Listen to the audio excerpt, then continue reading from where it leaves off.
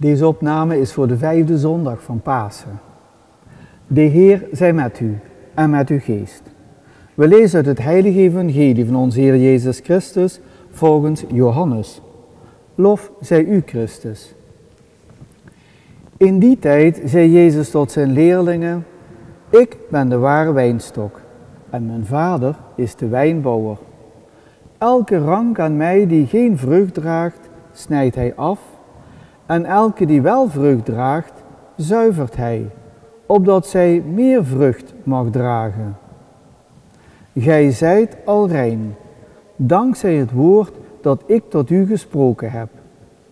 Blijft in mij, dan blijf ik in u.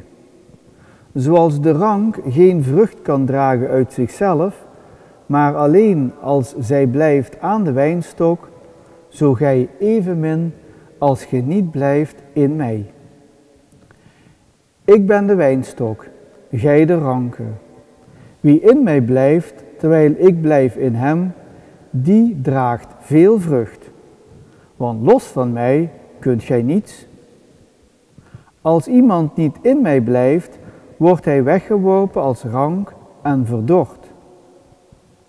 Men brengt ze bij elkaar, gooit ze in het vuur en ze verbranden. Als gij in mij blijft en mijn woorden in u blijven, vraag dan wat ge wilt en ge zult het krijgen. Hierdoor wordt mijn Vader verheerlijkt, dat gij rijke vruchten draagt. Zo zult gij mijn leerlingen zijn. Zo spreekt de Heer. Wij danken God. Goede vrienden, een prachtige tekst, ook een hele duidelijke tekst, wat die verbondenheid aangeeft met Jezus. En die verbondenheid, die hebben we eigenlijk al vanaf ons doopsel.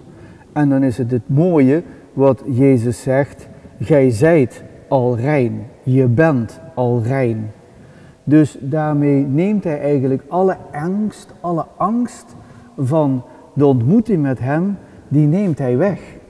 Je bent al rein, je bent gewoon helemaal klaar. Dus laat je niet bang maken. En ga op pad in je leven door gewoon het goede te doen. Ik blijf bij je en jij blijft bij mij. Zorg ervoor dat je met mij verbonden blijft. En dat is een wonderlijke, daar mogen we best eens over nadenken, want als priester zijnde ben je heel gauw geneigd om te zeggen: dan moeten jullie ook elke week naar de kerk komen, om die verbondenheid ook tot uitdrukking te brengen. Maar zo zit de praktijk klaarblijkelijk niet in elkaar. Want als ik dan wel eens bij zo'n voorbereiding op een uitvaart zit, en dat zou dan wel eens te sprake kunnen komen, want wanneer ben je voor de laatste keer een keer in de kerk geweest? Niet tegen die overledene overigens, want daar krijg ik geen antwoord van, maar voor de rest wat aan de tafel zit, nou dan wordt er toch wel eens een wenkbrauwtje zo gefronst van: dat is toch al een hele tijd geleden. En dan moet je ook als priester eventjes schakelen door ook weer even terug te gaan in de schrift, in de Bijbel. Daar wordt toch erg vaak door God gebruik gemaakt van mensen die hem niet kennen. Die dus helemaal niet naar die kerk, naar die tempel of iets geweest zijn. En dat toch instrumenten zijn in zijn hand. Ja, zo zit die praktijk klaarblijkelijk in elkaar. Ook als u niet zo 1, 2, 3 vertrouwd bent met dat bezoek van de kerk, kunt u wel degelijk verbonden zijn met die Jezus. Maar ja, als we dat allemaal gaan doen, dan verdwijnen de kerken. En dan denk ik dat we op het verkeerde paard aan het wedden zijn. Want wat dan met onze kinderen en onze kleinkinderen, als dat er allemaal niet meer is? En dan eens 50 jaar vooruitdenkend, dan denk ik dat wie vertelt dan nog die blijde boodschap van: je bent al rein. Laat je niet bang maken. Laat je ook niet ompraten door andere mensen, door rare dingen te gaan doen in je leven. En daarover wordt ook weer gesproken door Paus Franciscus. De verkondigers van het evangelie, die zich koesteren in zijn tederheid, bootsen daarbij hem na, hem met een hoofdletter, en conformeren zich aan hem met een hoofdletter. Zij zijn het die wellicht erkennen dat ook zij breekbaar zijn als aardewerken potten. Maar aan hem vragen dat hun werk vruchtbaar mag zijn, zoals hij wil en wanneer hij wil.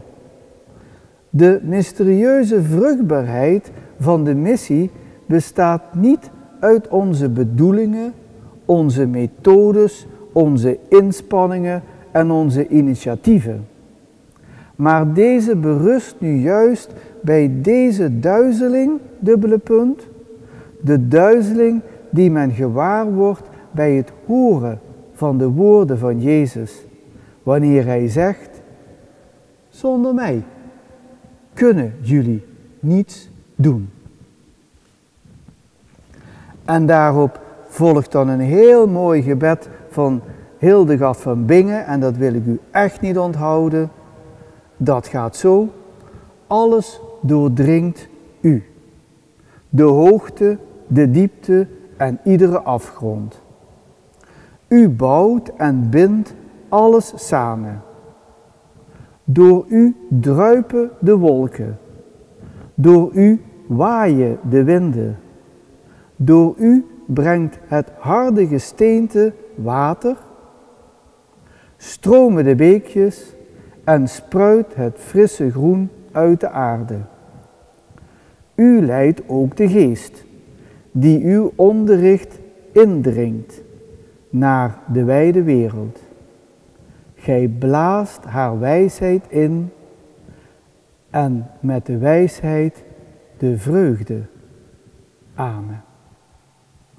En daarom, goede vrienden, wens ik u een hele fijne zondag toe. Ik bid voor u om bescherming, om kracht, geduld en wijsheid. En als God bleeft, tot de volgende keer.